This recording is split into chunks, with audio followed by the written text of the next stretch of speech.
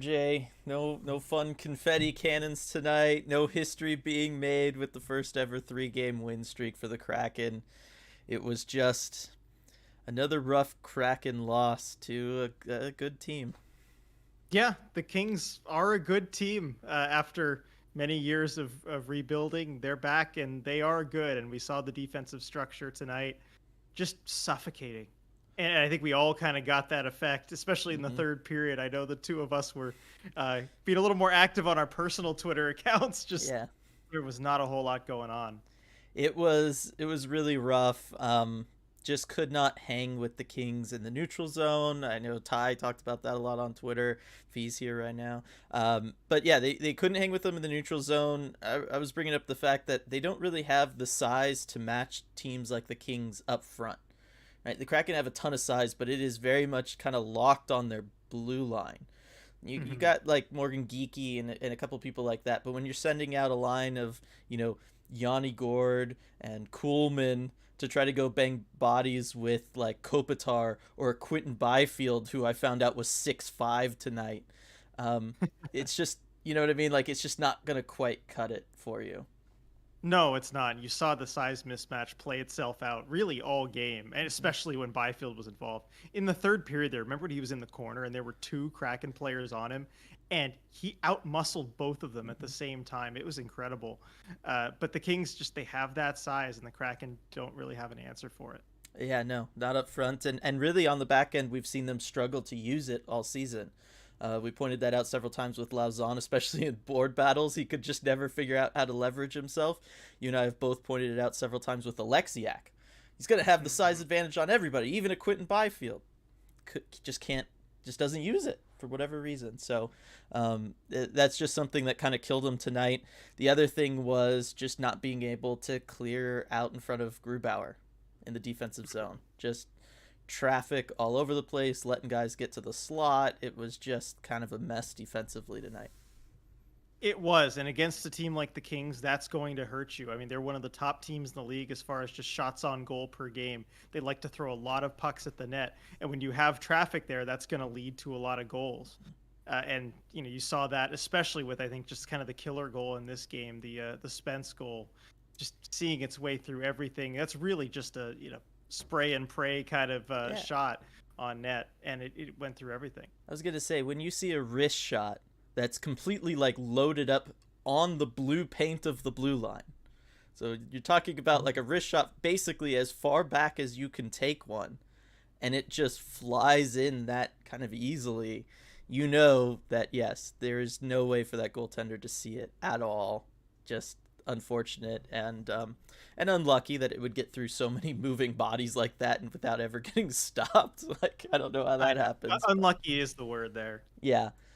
So yeah, it's just kind of just one of those nights. Like unfortunately, we've become a little accustomed to these from time to time, and like I said, unfortunate that they couldn't keep the train moving as far as not just winning the games, but really kind of dominating games, getting winning the shot battle by large margins, especially early on. In this one, they just did not seem ready to deal with the Kings at the begin, really from the get go. Unfortunately.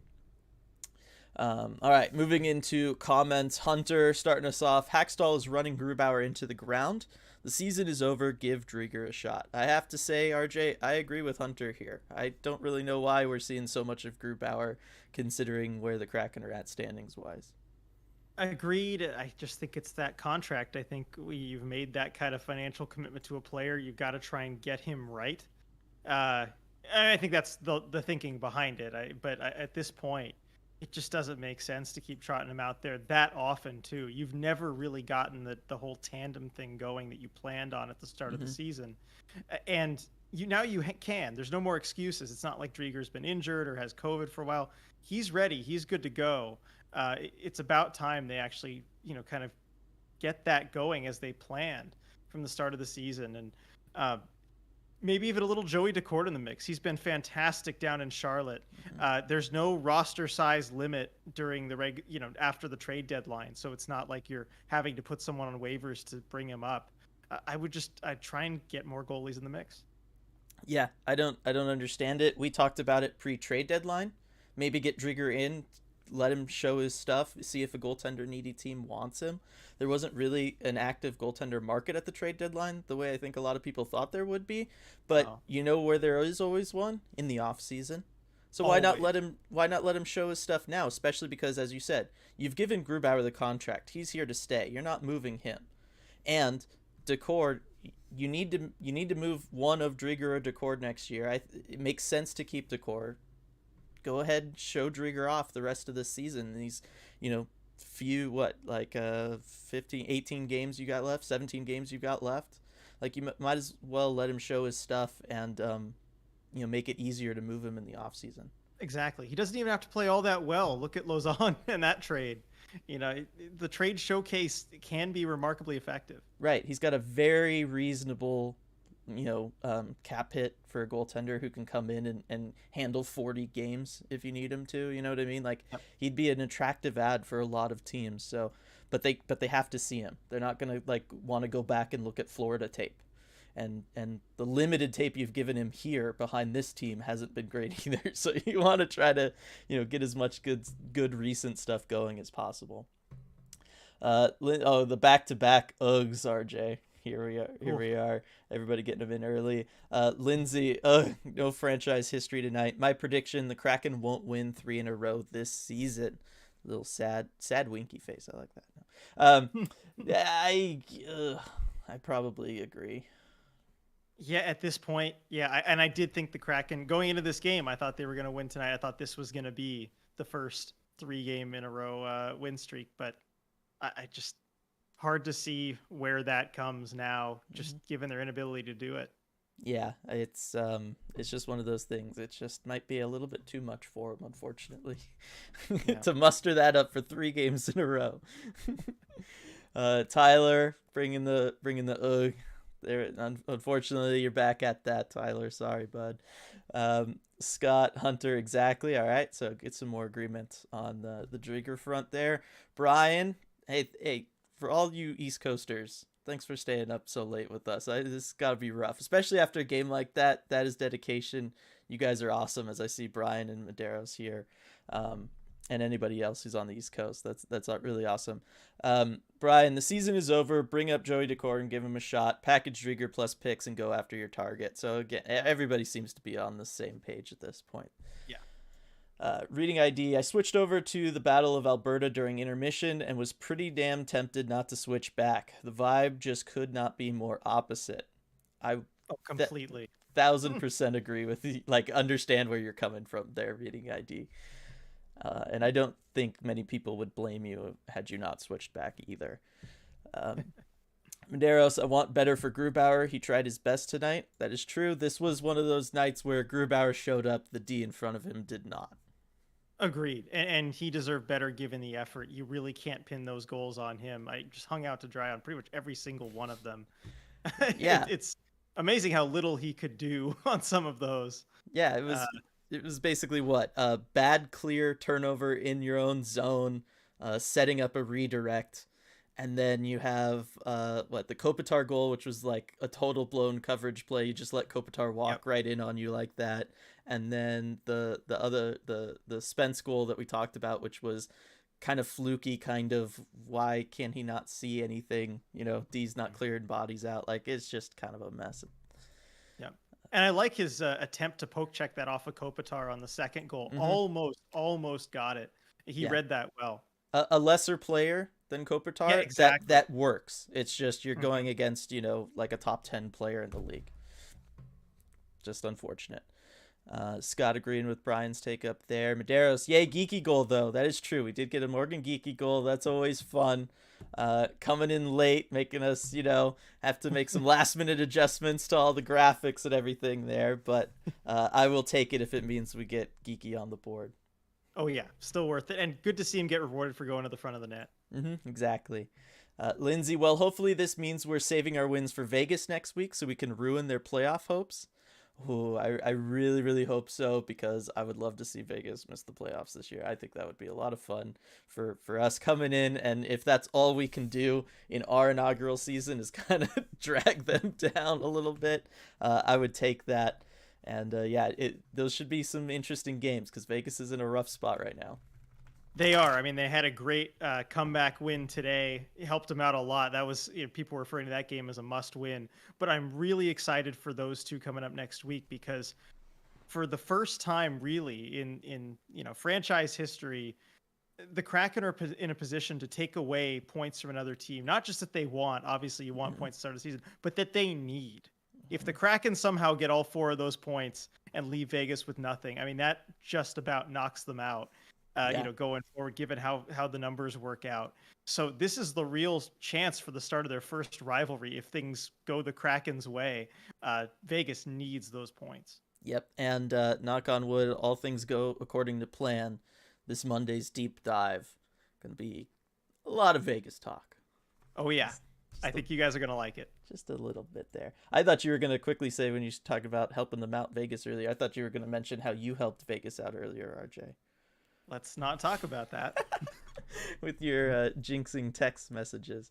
Yeah, no, let's see. Autumn, at least Sprong is fun. Can't believe Ron Francis slandered the Flying Dutchman by saying he was a throw-in, even rocks a chain like Ron Francis. That is true. Does rock the chain like Ron Francis did back in the day. Yeah, not too bad for that player that the Capitals wanted us to have. Yeah, no, love it. Especially after, I'm sure he probably saw that answer somewhere. And the speed, the shot, he's just looked dangerous. Right. And I think you said it best on Twitter earlier, which was when he scored, the Kraken got so fired up after that. And we've seen that now 2 games in a row from him, is the energy he can bring and the excitement that he can bring. And that is something that not all players have. Not all goals create that amongst a team. And so that is something to watch moving forward. For sure. Yes. And, while we're talking about him, RJ, we might as well bring up something else. Do you want to introduce this? Yeah, well, I mentioned last post game that one of our graphic designers reached out, said he would work on a Flying Dutchman shirt design. And I was like, oh, do we put this up? Do we not? But he scored again. So I went ahead and put it up on our store. Here Dylan, it is now. show the people. Yeah, no, here it is now, up on the screen for everybody to see. Nice Flying Dutchman. It's available right now on our Teespring store. Link to the store is, always in the description down below, but I went ahead and added a link at the top that'll take you right to this page if anybody's interested. Yeah, it's, a rough night to maybe be going and pushing the shirt sales or anything, but I think given the back-to-back goal performances from him, he's earned it. Yeah, no, agreed, and glad to have him on the team. Glad everyone's embracing him too. Autumn already with the nice and looks dope. Yeah, no, it's a sweet design. Very excited to add that to the lineup we've got going on there. All right, Brian, hats off to the Kings. I don't recall in any game against LA where I'd say, oh yeah, we got this. No, we don't. Not right now. Yeah, I don't know that this season is going to be a good season for us to match up against them. And really, the next couple of years are going to be rough too, as these young guys get going. They already look so good. But yeah, I mean, the Kings, they know, the veteran guys on that team just know how to play hockey. Oh yeah, the resurgence from those guys. I mean, you saw it with Kopitar, Doughty before he got hurt, and Jonathan Quick, who we'll probably see in the next Kraken game. Has also had another great season. Yeah, no, they're a very good team. They earned it tonight. Michael, is Hackstall just bad at matching up lines? Hackstall is my dud tonight. All right. Well, do you want to quick explain line matching as far as home and away team thing goes? Right. So how you do line matching, basically there's a team that, has the first change, a team that has last change. And the home team has the last change. So what happens is the away team will put their guys out they're going to put out first. Home team gets to see who they're sending out there and then send their line out to kind of match that however they'd like. So the Kraken, being the road team, did not have the opportunity to line match tonight. Right. And it's something that you don't always see. We talked about this pretty recently, actually. You don't always see that in the regular season so much. It really becomes important in the playoffs. That's when you really see that come into play. And the other thing I will say is with the Kings, when you're running 3 centers deep the way they are with Kopitar, Danault, and Byfield, like they don't even really need to worry about matchups too much.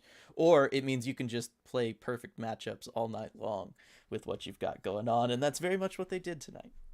Exactly. It's just so hard to exploit. Yeah. Stratic, let me see that sprong. What am I missing on an obvious tune? I should have said that too. I apologize, Stratic, if I did. I'm sure there's something. He'll let us know. Yeah. Reading ID, my 3 stars, Geeky, Spronger with the streak, and the penalty box beard. I did notice the penalty box officiator with the. Do you see the beard that he No, had I going? did. Oh my gosh, it was a pretty epic beard that guy had in there. So I like that call out there, reading ID. You got 3 stars for this one, RJ. It's kind of rough. I'm tempted to put Grubauer in there just because he was one of the guys that really showed up with a ton of effort tonight. Yeah, I mean, you can't put a lot of like fault in his game. I guess that might earn him a spot. I mean, Sprong for just taking over and scoring a goal there. Mm-hmm.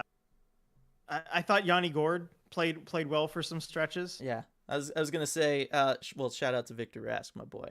But really, Kuhlman, I thought played a really good game, especially in the first period. And Jordan Eberle, I talked about this on Twitter too. I know, like, he took that hooking penalty because he was getting like way too aggressive on that forecheck when it was 4-on-4. Like, I really don't know why he was going that hard with his stick that high. But all night long, I did notice him, especially on the forecheck, but also a couple times back checking. And if you've been with us for any number of post games or followed us on the podcast talking about it at all, or really just watched the Kraken games this season, you'll know that Jordan Eberle has had some issues when it comes to playing defense and getting back to help out on defense. And so seeing that tonight from him, as far as I'm concerned, 1st star. Yeah, you know what? I agreed on that point. So Dylan, yeah, scroll down to the bottom of chat. They're letting you know what it was. Let me know what was. Oh, thong song. All right. Well, sorry. I blew it. My bad. I'll let RJ redo it if y'all want. I don't. Yeah. Yeah. Good luck. Yeah. I think if you don't know that, I will. Yeah, I know. Let's see. Where were we? Lindsay, yes, so glad the Flying Dutchman scored tonight, but Forsland still hasn't caught on to the new nickname on the broadcast yet, though Medeiros did get a couple German gentlemen. Yes, the German gentleman is here to stay. That is like locked in forever. Oh, yeah. Like even if Grubauer's still here and Forsland leaves or anything, or if somebody's got to fill in for Forsland, like we've already seen, it's there. Like, it's just, it's so solid. It's going to be with Grubauer, I think, the rest of his career. So props again to Medeiros on that one. Oh, yeah. And got to think the Flying Dutchman's going to come in soon. I would think so. It's right there.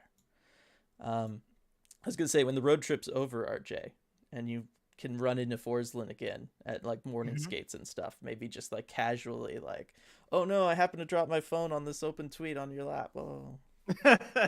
Plant the seed. Well, that sounds a little creepy, but no, just do it real subtle like that. Okay. Yeah, subtlety. Just trip, fall, and have your phone end up somewhere where he can easily see it. That's all I'm saying. Let's see. Grubauer is Panzer Commander from Autumn. It's another nickname for him there. Sergeant Pickles, I got nothing, everyone. Only upsides are draft position, Flying Dutchman, sweet moves, and Geeky getting one for team pride.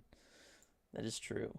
Let's see. Valentina, I would love to see a Sprong Schwartz Eberle line. I think the chemistry would be great. I agree. That would be a fun line. Because I think Sprong kind of brings that go get it attitude as far as shooting and stuff that maybe Eberle and Schwartz have at times this year lacked. Right. He's a finisher and again, one of those guys not afraid to shoot from anywhere, which sometimes that line would lack, and also a good puck retriever in the offensive zone. He's not afraid to go kind of ditch his spot to go get a loose puck that maybe one of those other two guys wouldn't get. Yeah, exactly. I think that would be a fun line there, Valentina. Hunter, Eberle hasn't scored in 11 games. Without his scoring, he's just a body out there, overpaid and underperforming. All right, so Hunter clearly not on board with my whole 1st star of the night for Ebbs. But I do understand. Eberle was the guy that we circled right after the expansion draft as, okay, where are the goals going to come from? It's like this dude and, maybe no one else. and then it really hasn't been him this season. It hasn't, and I do agree with that sentiment. If he's not scoring, he's just a body out there. There's not a whole lot else. That's what his job is, and if he's not Yeah. doing his job, it's really hard to contribute elsewhere. Otherwise, Yeah, obviously we talked about his two-way, difficulties, and yet not a playmaker. Like that's just not really his game either. So yeah, it has been rough. Some of the goal droughts that he's gone on this season. Lindsay, hey, the Habs beat the Leafs tonight, so I think we're tied in the standings for draft considerations again. Well, that's always good. It's always a positive there. yeah. Let's see.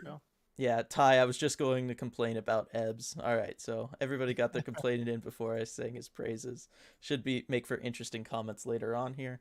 Autumn, only 2 points ahead of Yotes and tied the Canadians. All right, this is what I like. These are the standings races everyone pays attention to, right? Everyone involved. Yes. I was going to say, at least we're involved. This would be so much worse if we were like 8 or 10 points ahead of them, but still like 10 or 15 points out of a playoff spot. That's the worst spot to be in. Right. The results just don't matter at that point. Exactly. So everybody appreciate this for the little bit of excitement we get out of it.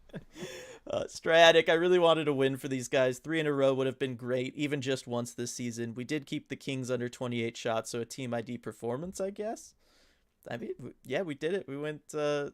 What were the final shot totals? Because I mean, the Kings have been the ones going after that crown of ours. See what I did there, RJ? 25-27 LA. Yeah.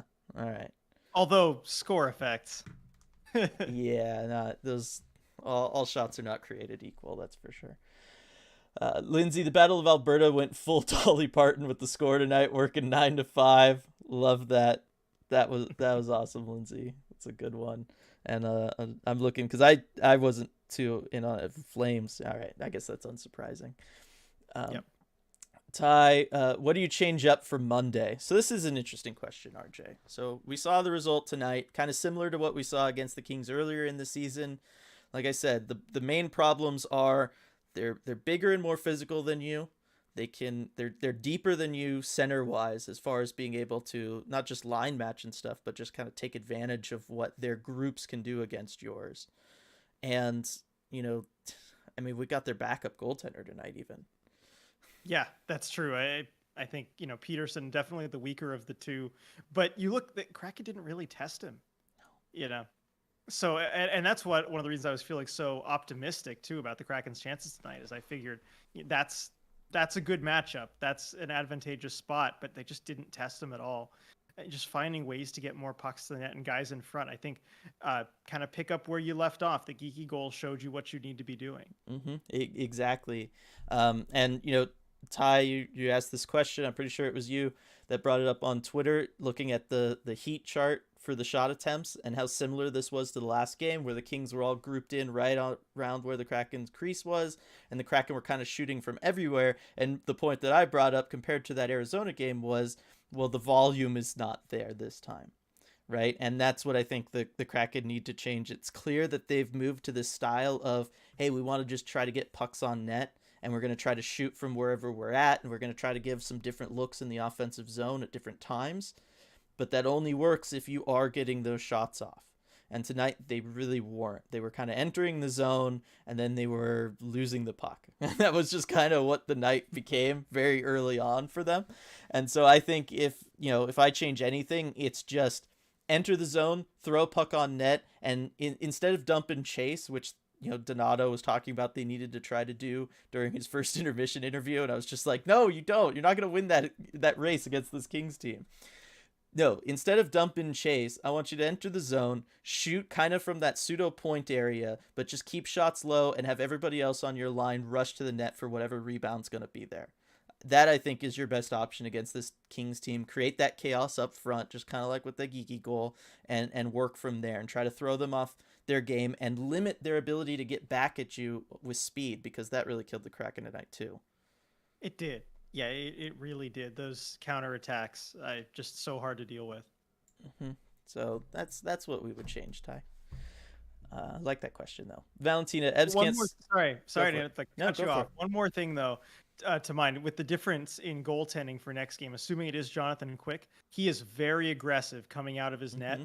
and so any kind of puck that pops around, hits something, rebound, there's a lot of chances at potentially a wide open net if you can get to those areas for those second chances. So hard to beat him on the first chance because he'll come way out. What? What Oh, if we sorry. what if That's we get Drieger in for the Kraken too? We could potentially have like two goaltenders that spend more that's time out of their crease than in it. that would be a fun matchup. Yes, give me that all day. And that'll look like a very different game from tonight, and it'll be far more exciting. So tune in Monday, everybody. There we go. I should work. I should work for Root. That's how you sell it. The rematch. There you go. Valentina, Evs can't score without Schwartz. I don't know why, but it's true. That is true. I don't know why either, but it's true. Yep. Stick him out there with Sprong. Let's see it. Lindsay, bummer about both Schwartz and Fleury being out with upper body injuries tonight. I was hoping to see more Flurson. I know we were all hoping We were for too. Flurson. Valentina there with the Flurson too. I know. It's just we I cannot hope have that nice things. yeah, certainly on the injury front, it feels like. Yeah. Stratic, that strong shot looks elite. Who is this guy? He even looks solid defensively throughout the game.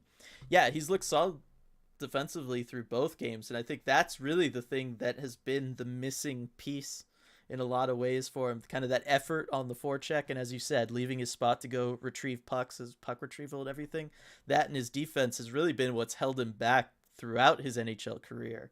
So it'll be Mhm. awesome if he can put those pieces together here in Seattle. For sure. And you see with the effort, I mean, he's using the puck retrieval, but on the defensive side, and it shows what happens when you give that effort every single shift. And he's clearly playing like someone who's really motivated. You know, again, like we saw from Donato earlier this season, someone who knows, hey, maybe this is a last chance. Exactly. One thing I'm looking up to see how tall he is right now. He's 6 foot, He but seems tall. he seems tall. But Taller really, than what gets me is his reach. Mm-hmm. Because when he's reaching to try to poke check a puck away, his stick seems like twice as long as some other guys. You know what I mean? Like he really has a large reach and a large radius in which he can try to play a puck. And that I think is really cool to see and could be very valuable if used right. So happy to see him, even just attempting to use it here. I think that's a Right. big deal. But yes, Stratic, that shot has always been there. That's why he was, a top draft pick. He fell to the Penguins in the second round. Like I really don't think that was supposed to happen. So yeah. Ty should probably point out this is what a 5-year build looks like. The LA Kings are a good example of building through the options we have. Another good one here from Ty. I agree with that wholeheartedly. Agreed. Yeah. And that's an option the Kraken have open to them. It's not one I think they're going to take, Mm-hmm. but that they are basically the standard 5-year tank and build. I mean, they do still have some of their veteran guys left over, in the Kopitar, Quick, Doughty that the Kraken wouldn't have. But as far as the young guys coming up, as far as these draft picks and where they've had them, yeah, it's exactly what the Kraken could do.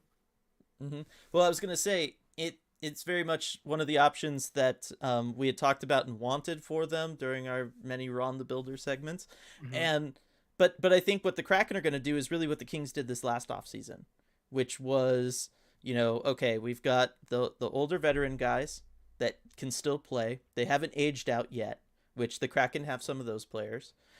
Then they've said, okay, we've got these young stud guys coming up, these top draft picks. Kraken kind of have that, maybe not as many as the Kings had going into this. And then this last offseason, they said now's the time to get aggressive in free agency and with trades to try to fill in the pieces around that and see if we can make it work. And to their credit, it has worked very well for them. But you see them go out and trade for Victor Arvidsson. You see them sign Philip Deneau. Those are pieces of, okay, we're ready to start competing now.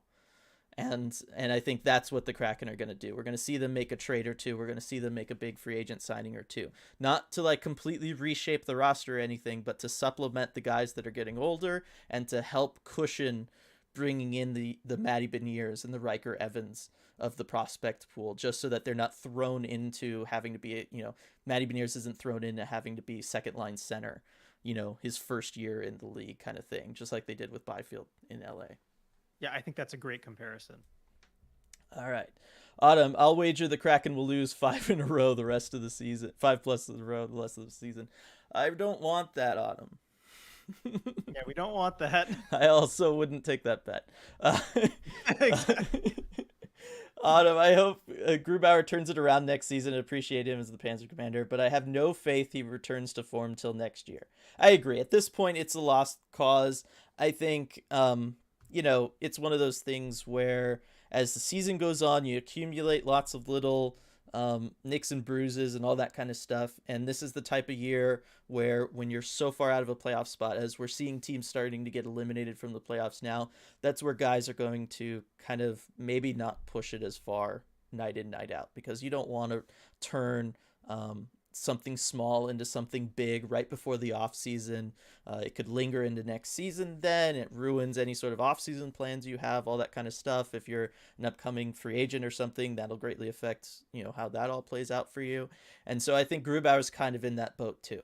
There's no reason for him to totally push it and try everything he can to get his game back just for the season to end, and then have to get cold over an entire off season. It doesn't make a ton of sense. Yeah, exactly. Even if he does get kind of to the height of his game by the end of the season, it's not going to do anything, and then you have all off season to wait. So I think probably on that page. Yeah. Now, don't get me wrong. He's still going to try. Everybody tries and all that stuff.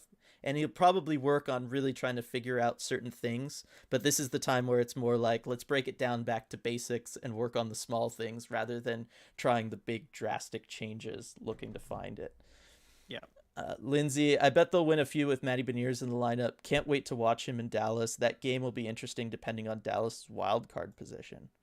That game could be very interesting depending on Dallas's wild card position. For sure. The Kraken have a few games coming up really that are going to make some big difference in the playoff race. I know Vegas is hoping that Seattle wins that one with Dallas, one of those teams in the mix. And I do think that the Kraken, if there's any chance again of them winning 3 in a row, I think it's most likely once Beniers joins the team. I think he's going to provide a jolt of energy for the fans, for the players, for everyone. Really, it's going to be kind of almost like a second season for everyone. I'm really looking forward to it. Yeah, it should be a lot of fun. Autumn, hope Matty wins the Natty, but a Michigan loss gets Beniers in a Kraken jersey sooner. Right? Correct. Sooner Michigan season's over, sooner he's going to be available to us. Sergeant Pickles, fun fact, my first ever NHL game, and only before the Kraken, was Kings Canucks 2012 playoffs in LA. Kopitar got into a rare fight. Tonight was much less fun. Oh, that was a good series. I mean, I know the Canucks going in as heavy favorites, obviously. Kings the 8th seed, and just absolutely stun them. Yeah, to go to one of those games, crazy atmosphere, I'm sure. Yeah, and really, first ever game, get into a playoff hockey game. Oh yeah. You're lucky you weren't like totally spoiled and you really like didn't come back to the sport after that one, because you starting way up here. Maderos, one night I'll get to stay up for ECH and it'll be a win. I totally understand, Maderos. Autumn, if Michigan loses tomorrow, do we think Beniers could be at the Kraken game next Sunday? I guess. Next Sunday. I don't see why not. Yeah. It's one of those, it'll all depend on, because what's going to happen is Michigan would have to lose. He's going to have to figure out what he wants to do as far as the academic side of things goes. Whether or not there's going to be like online options and stuff. I would assume there would be, given the last 2 years we're coming out of and how all schools have had to adapt to those kinds of things. The other thing that he's going to have to figure out is signing his contract, because he's not under contract. That's why he's been playing in Michigan this last year. So if there's anything in there shouldn't be. Most of the time these things are just standard entry level contracts. There shouldn't be anything special in there, but all that paperwork and figuring all that stuff out could take a little while, I guess, in theory. Yeah, I mean it should get hammered out, not for too long, but it's still are steps that need to be taken. Yeah. And then everybody loving the Dutchman shirt, love to see it. Lindsay, one reason I can't stand Vegas is that the Kraken are like Vegas's little brother, always being compared to the Golden Knights' slightly older brother, and it drives me crazy. Let us blaze our own path. I agree with Lindsay there. Yep. And I like the golden child thing. I kind of called them that, behind the scenes quite a bit. Yeah, Golden Child with those terrible golden helmets. Oh. Tisk tisk. Yeah, all right, everybody. Making fun of me there. All right, I've earned it. Let's see. And bringing up my Espen pronunciation too.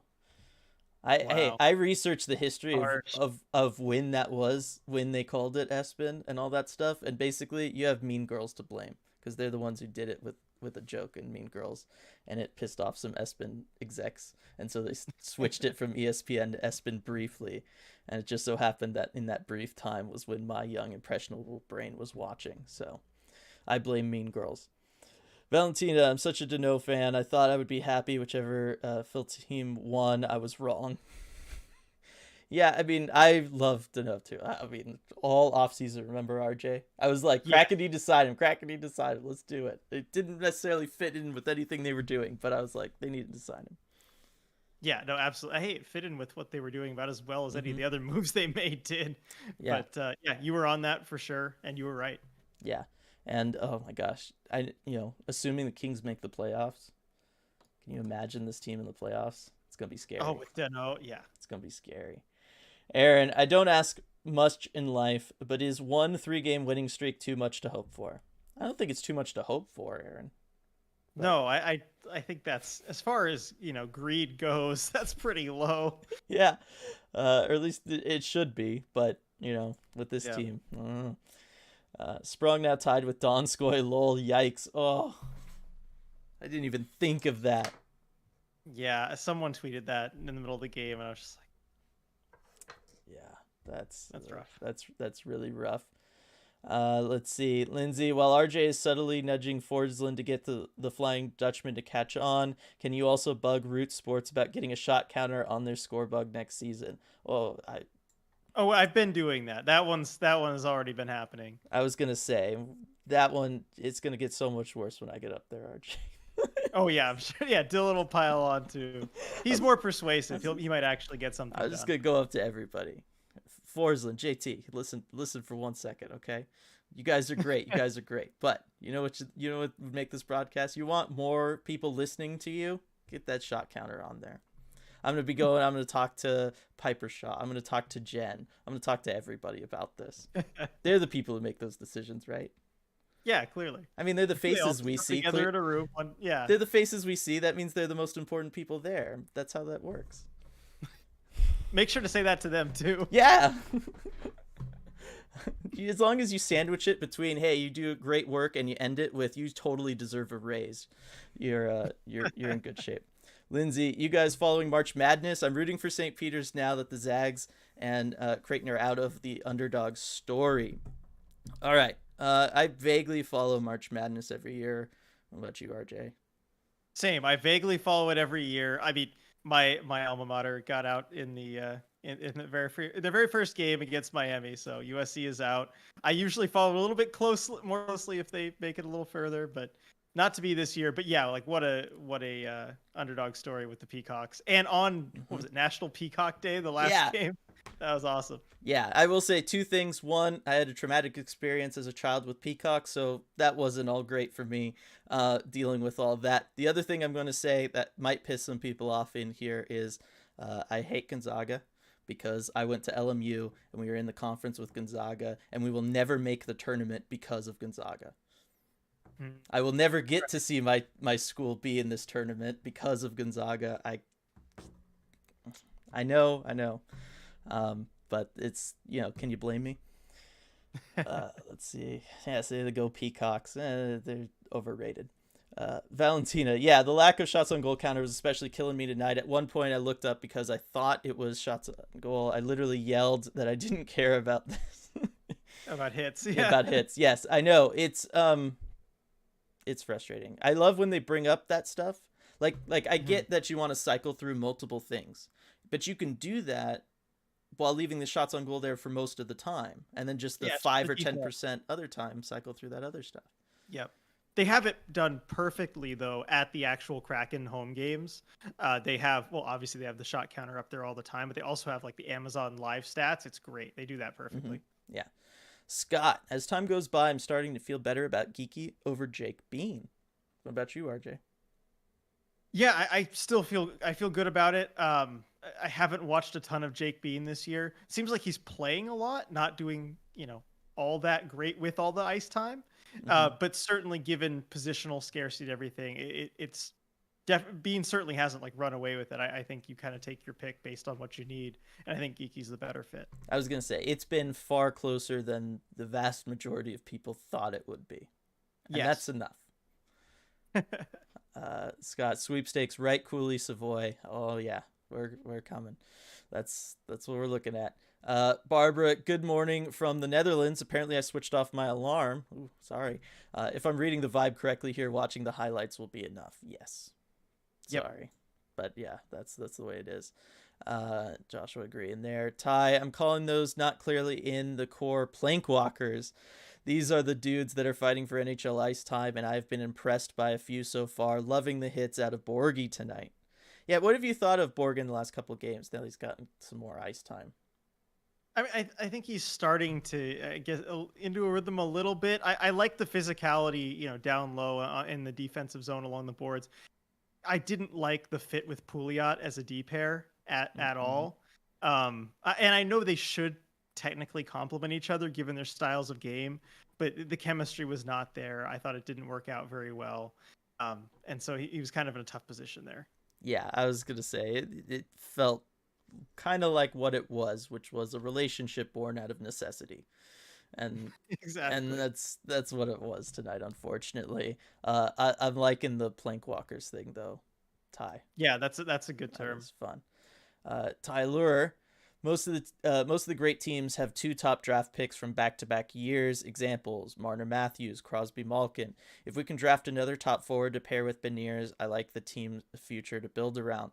I agree, Tyler, and I think that's what we're headed for here, barring something Exactly. crazy happening. Yeah, and you look at, the examples. You really need two. You can't get away with Nope. one unless you acquire another one somewhere else. But as Dylan said, that's what we're headed for. Top Mhm. 5 pick, you know, pretty high percentage chance at this point. Yeah, and forward heavy draft class too. So Yep. Got to like, make sure you hit on it. yeah. Lindsay, if you could only have one free agent for next year, which would you want for the Kraken? Johnny Gaudreau or Philip Forsberg? I've talked about this before, RJ. I want Forsberg. I think anybody who can just score 35 goals a season, kind of like just by himself like that, you just got to take that. Agreed. And I don't remember if we just straight up asked this question on the podcast on the Ron the Builder when we were looking at it, Hmm. but I think we were kind of talked around the edges of it. Yeah, But yeah, I agree. I think Forsberg between the two, yeah, I'd go with him. yeah, just because he's a little more independent out there. Like he Right. kind of makes his own stuff happen. I think that's more valuable. Ty Rask, I can see clicking with Gordon Kuhlman. They had a few notable moments tonight that led to scoring opportunities. Rask plays well along the boards and also has good eyes. He does.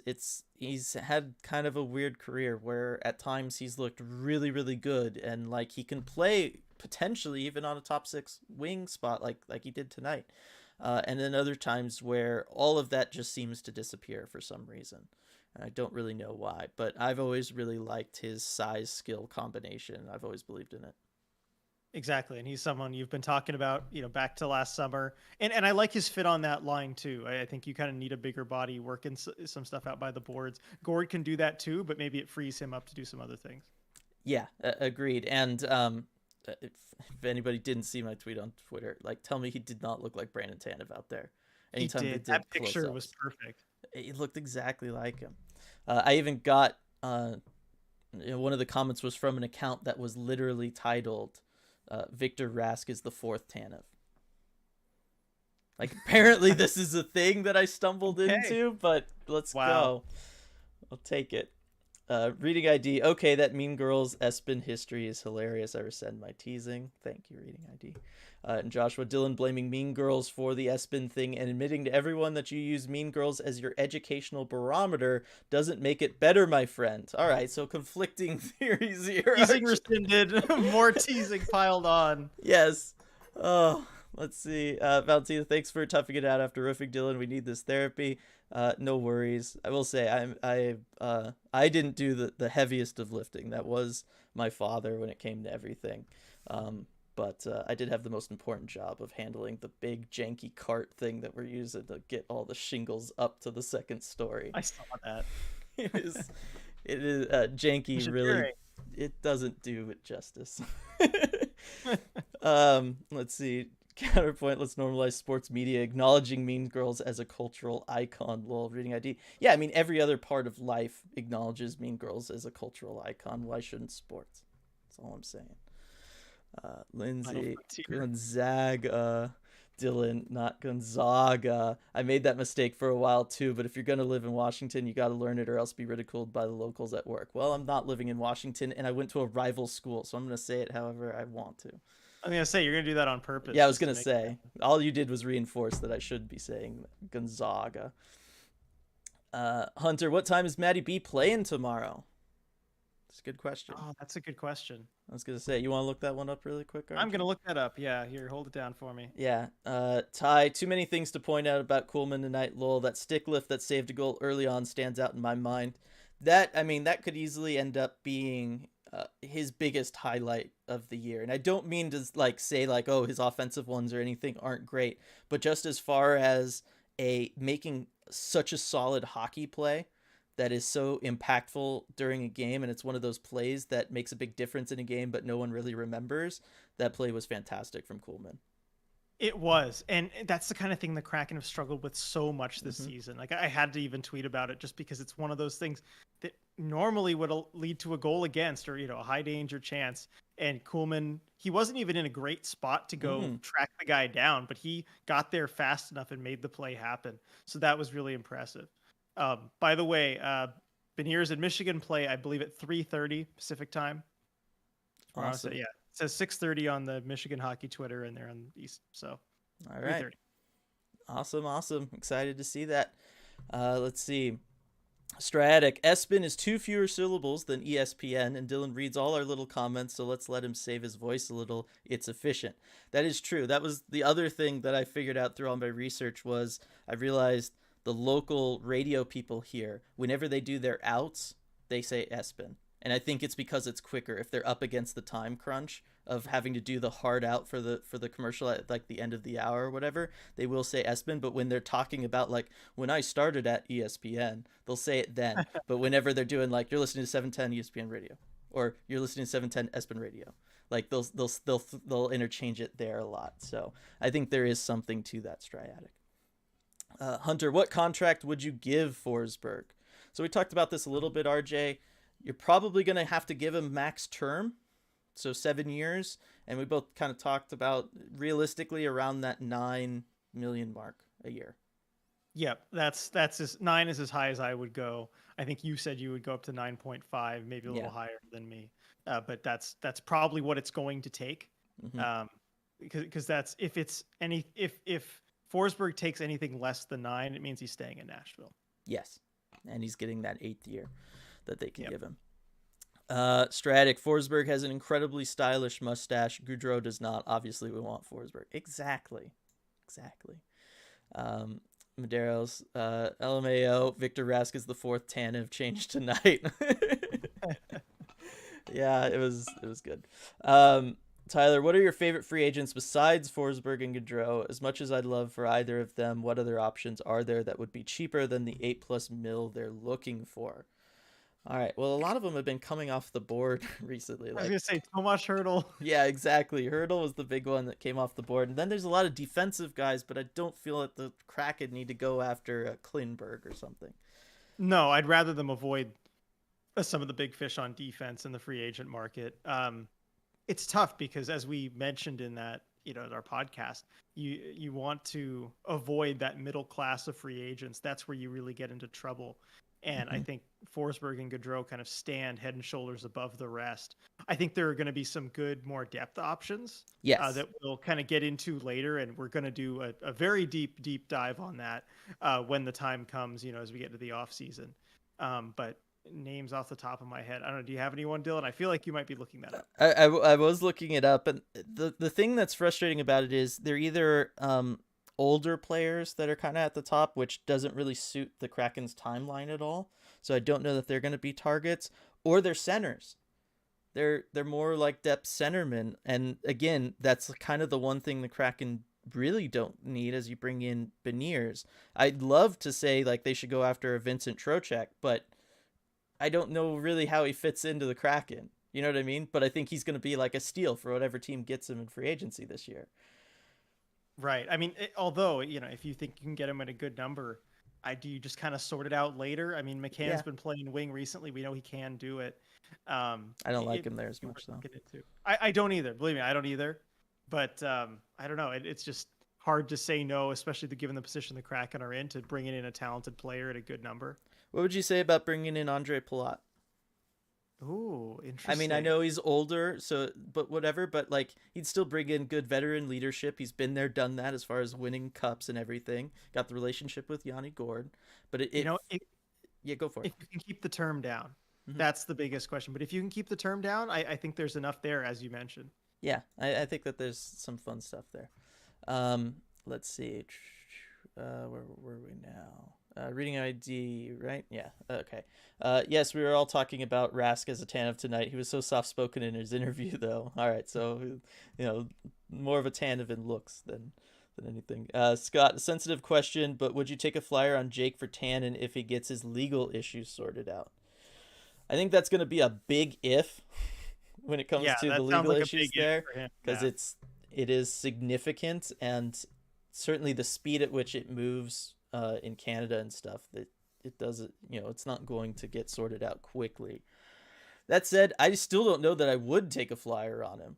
I mean, he No, had I would many not. opportunities to kind of be the player that everyone thought he was going to be, and he never seized any of them. No, he didn't. And given, I think the Kraken, when all is said and done, they bring in these guys, they're going to have a surplus of forwards, especially depth forwards, which is what he is. It's certainly not worth any of the downside to take a flyer on him, given just the limited upside that we've seen too. I mean, even put the legal issues aside, I don't know that I would be looking to sign him. Mm-hmm.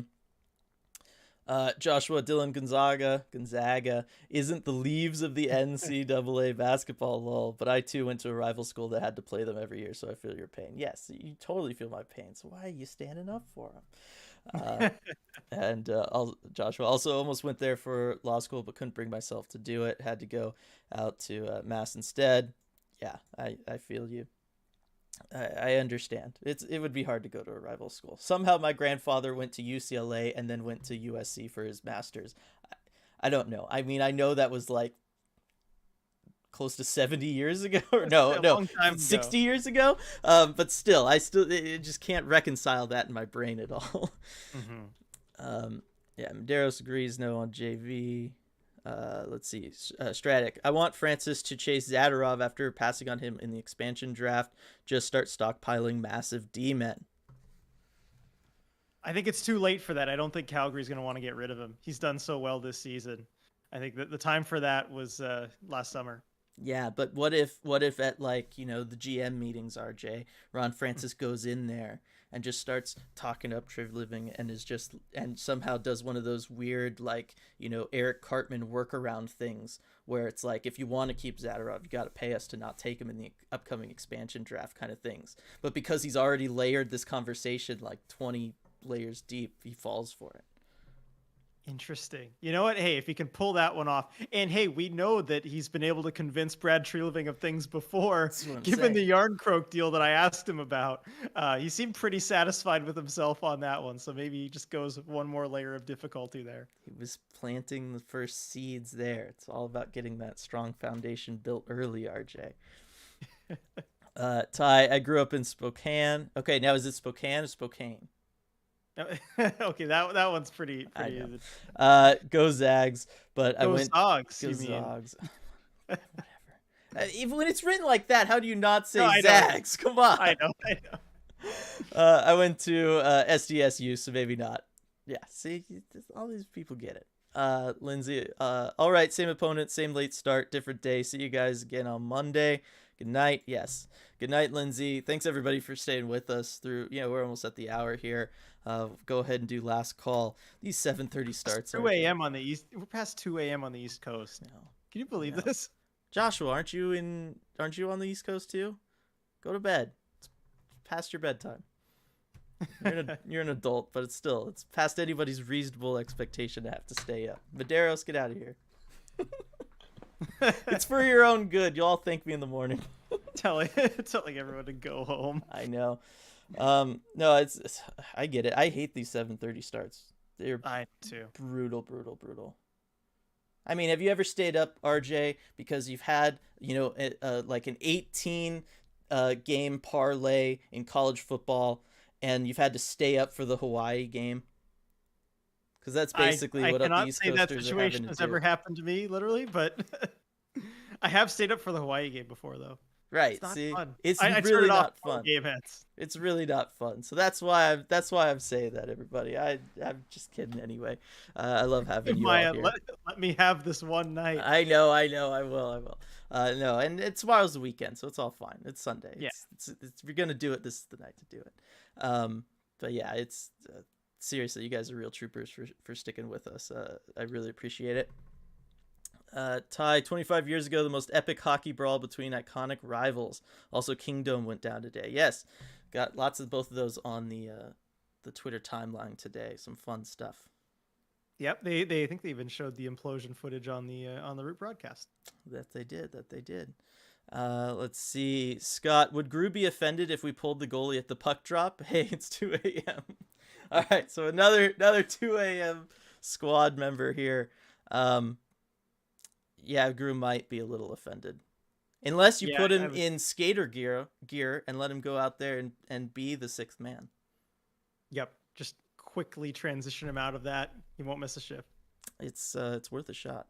Reading ID, is there a particular reason for 7:30 starts other than to confuse everyone? San Jose is the same.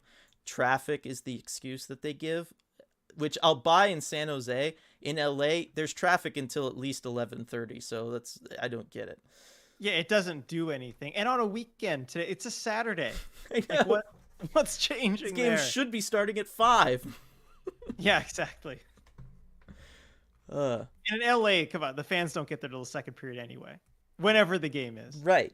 Traffic, no traffic. Yeah, no. It's the other thing I'll give San Jose is they have better public transit too. So they where were we going? Medeiros, I've been doing so well making myself go to bed early. This is all I have. All right, I'll lay it off. It's fine. Joshua, on vacation for 2 weeks, going to Puerto Rico in a couple days for a week, getting my rum tolerance up to par. Good for you, Joshua. I hope you enjoy that. Stratic, Zadarov's a UFA this summer, right? So we just overpay him like we did with Alexiak and Larson. No, we did not overpay Adam Larson. Get out of here. Adam Larson tonight especially earned at least $11 million a year. Well, I wouldn't agree with that number. Larson at $4 million is a steal. Like, that was a great contract. Alexiak you can make the argument for. But yes, I'm just checking. Zadorov here. Okay, he is a UFA, so I didn't realize that when I was saying it was too late. They were going to hang on to him. So, I mean, they could still re-sign him. They can still re-sign him. I think they will, given how good of a fit that he's been. Deep playoff run probably won't hurt either. Yeah, exactly. And again, if they have that good playoff run and he looks good, he's probably going to be overpaid anyway. So don't overpay him. Yeah. All right, so Jake, I'm new here. Wright or Cooley? Gonna have to go with Wright. I think he brings a little bit more overall dimension to his game. Certainly having the two-way aspects there works out for him. Cooley really needs to work on that. I have, depending on how new you are around here, Jake, I have scouting report for Shane Wright up on this channel. You can go check that out. And the Cooley one, because they go to our Patreon members a month early, the Cooley one just came out. So about a month from now, that'll be out as well. And then you can kind of really talk about them in depth. But Wright, for sure. And I think you're in agreement too, RJ. Yeah, the scout has spoken. I don't need to say anything. Medeiros, if you want to laugh, though, look at Peterson's reaction to the Geeky goal. Yeah, he was just like, because I think the Kings maybe let up a little bit late there. I don't know. Yeah, Geeky wasn't really harassed in front, I will say that. Mm-hmm. Ty, real talk, where was offensive done, lol? Killed my pairing, lol. Yes, Larson really stepped up and was like the offensive member of that pair. Didn't make any sense. I don't know what's going on. No, that's not really how you want to draw it up, but that's how it was tonight. Yeah. And then Medeiros, he definitely cursed and he said it with his whole body. Yeah. Yeah. I mean, can you blame him? Understanding that situation. 4 seconds left. Yeah, come on. Yeah. All right, everybody. Thanks so much for sticking with us. 35 of you still in here. That is Wow. so awesome. I mean, we're past 11 now. West Coast, East Coast. This is brutal for those of you with us, and all the time zones in between. I don't want to leave you guys out either. It's just as late for all of you as well. I mean, it's literally tomorrow for most of you. So Yeah. Anyone not on the West Coast, well, and not in Hawaii, yeah, it's tomorrow, and you're yeah. here enjoying this with us. We After absolutely love to see it. after a loss that wasn't particularly exciting. That's the other No. thing that factors in here. So I absolutely love that. Yep. You guys are the best. For sure. All right. We're going to go ahead and end this here. Thanks everybody so much for joining us. And, I would say let's just repeat all this on Monday, but let's see if we can get the game portion a little better and then still stick with the fun ECH post game that everybody seems to enjoy. All right. Yes, Barbara's the one exception. It's nice morning routine for Barbara. Yep. In the Netherlands. So that's great. But still tomorrow. That's true. It's still tomorrow. It's still tomorrow. Yep. For us. All right. Thanks, everybody. Good night. Sleep well, and we'll see you all Monday.